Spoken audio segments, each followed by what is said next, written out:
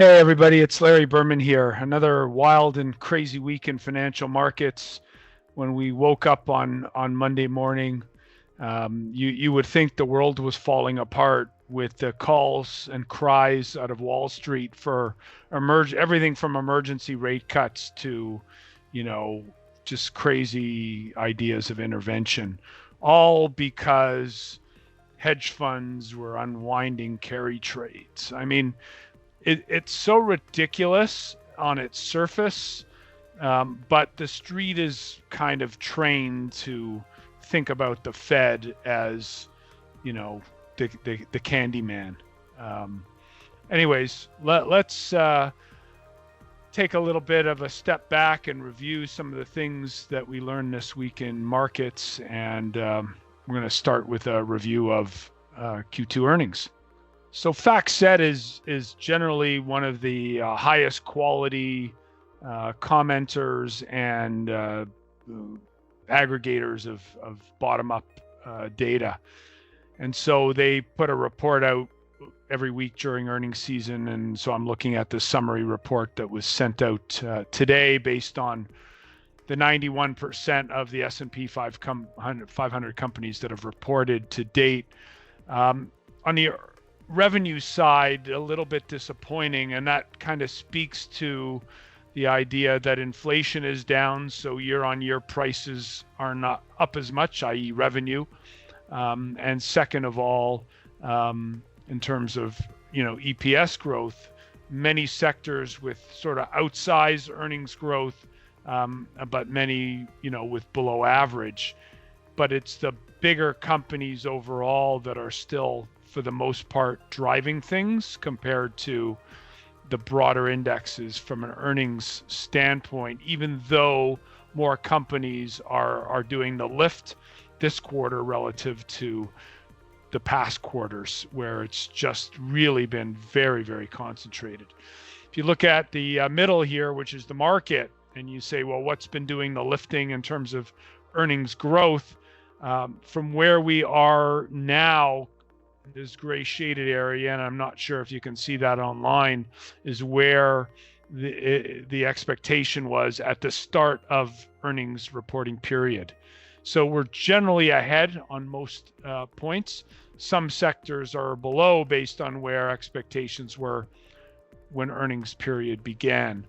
So again, generally, we're at full employment, consumers okay, although we did learn last week about the unemployment rate ticking up and the SOM rule. We'll unpack that a little bit more. But the consumer discretionary sector, healthcare, aging demographics, financials, the shift in the yield curve a little bit, and of course tech and utilities. Utilities firing better than expected is largely to do with utilities demand.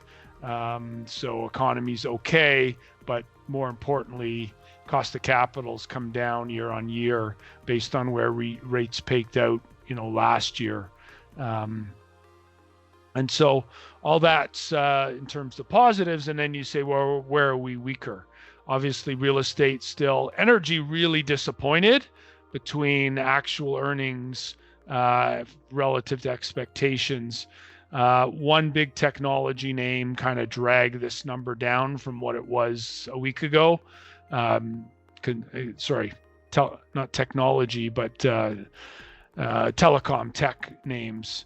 And then there's the two sectors that are contracting, and that really speaks to the manufacturing recession that we've been in and seen with PMIs, below 50 generally for the last year plus. So consumers okay, manufacturing stinks. But if we are now going to see the unemployment rate start to tick up, then the consumer is at risk, and expectations on a go forward are at risk. And part of the volatility we were seeing was related to that. And I can't believe for a nanosecond that the market is stupid enough that on one weekly claims number that was a little bit like a fraction of a rounding error below expectations, that all of a sudden it's risk on again. So, I expect the volatility to continue, although, and we'll have a look into the chart room and at some of those things. But by no means are we free and clear, and this is the beginning of the next up move. So on the economic calendar this week, there wasn't a whole lot. I mentioned the weekly claims numbers in the U.S. The employment number was last Friday. That shocked the markets. It was part of the catalyst for the volatility we saw this week. But in Canada, we got our employment report. Massive decline in part-time labor and overall loss of jobs. But the unemployment rate actually went down because the participation rate went down. And so there's a lot of moving parts. Of interesting to note that wages went up, but wages went up largely because part-time employment, lower paid, fell. And so market looked at it and went, didn't really care. Where we saw some movements this week is in the Canadian dollar. And so Monday, when we were all on holiday, the shock came. But really, by the end of the day, in a risk-off market, one would expect the Canadian dollar to be weaker, so higher on the chart here. Remember, this is inverse terms. And it was actually better on the day. And so again, the liquidity in the Canada market, because it was closed, bit of factor there, but there's still a tremendous amount of speculative activity that is short the Canadian dollar, because that's what you do if you're going to go into an economic downturn. So I still think there's a little bit more here. I still think we get into the 140, maybe the 142 range in terms of where the Canadian dollar bottoms out here. But, we see those kind of numbers. You really got to lock it in. Okay? Really, really got to lock it in. So when we look at where the Canadian dollar is going to go from here, don't look for it to improve, much at all.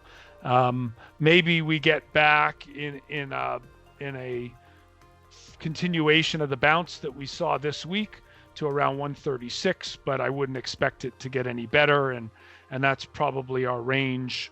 Into the U.S. election, 136, maybe 135, but really risk tilted towards seeing 140, 142 in the next risk off, whenever that comes. In terms of interest rate cut probabilities, in the heat of the action earlier this week,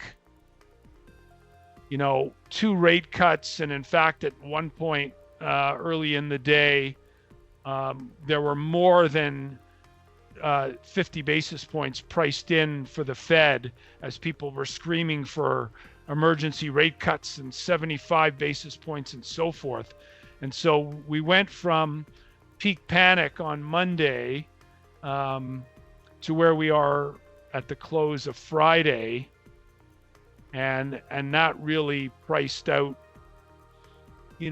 half a move. So the marketplace is still priced for 4 rate cuts between now and the end of the year. And to me, that's not just inflation coming down. That is the U.S. economy weakening. And if the U.S. economy is weakening, going back to our conversation on earnings, then earnings expectations for the next year are simply not going to be met, which still, even at this level, makes the stock market expensive.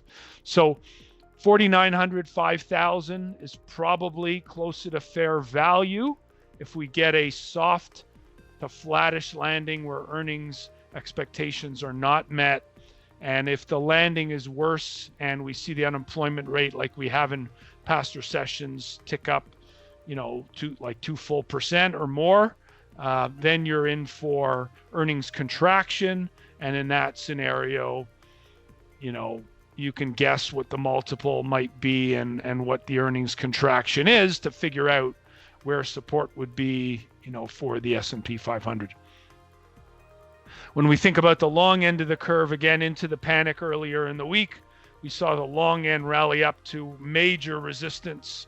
There's simply no value in my mind whatsoever in having any risk on in term premium in the long end of the curve with TLT at 100.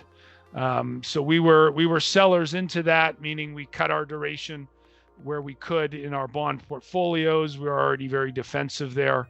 But yesterday, as the market corrected 5 big handles from the panic, we actually sold puts in here out 1 week, so that if yields backed up a little bit more, that's probably not a buying opportunity in context of a range trade, call it between 90 and 100 between here and the US election.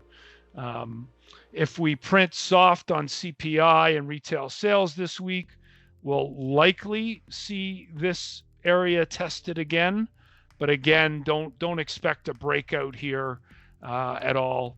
And if you do get a breakout in the long end, what the market is saying is look out stocks. So that's all tied in together. It should be a very interesting week from that perspective. I wanted to close off here just looking at volatility and give you some perspective. So this is the implied 3-month vol of the 100%, so the at the money S&P cash VIX, the 3-month implied vol, so expected for the next few months. So here to the US election, or covering the US election, and what that volatility is compared to what happened during COVID, what happened during the terrible bear in 2022, what happened in the sell-off in the fall last year, where the Fed was more hawkish in their view until they pivoted, remember, in November at the FOMC,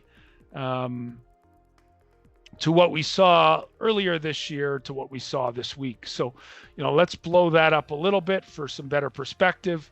And so you can see where vol spiked to and where it closed the week, but still well elevated from the complacent levels that we saw, as we've been talking about for the past couple of months for sure, that, vol's cheap, buy protection.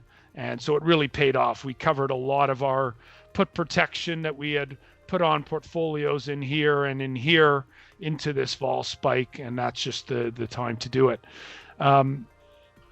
So that's really it from a chart perspective. The message remains caution. The message remains markets are overvalued. Expect volatility to persist. I continue to have all my personal assets in private equity and private credit, where the ride in recent weeks and months has been very, very nice and stable. So again, that's where you want exposure in your portfolio as we go into what might be more difficult economic times if you're looking for a diversifier, because I don't think traditional fixed income is going to be that diversifier for you, given the tremendous amount of deficit spending that needs to be financed in the years ahead. Anyways, have a great week, everyone.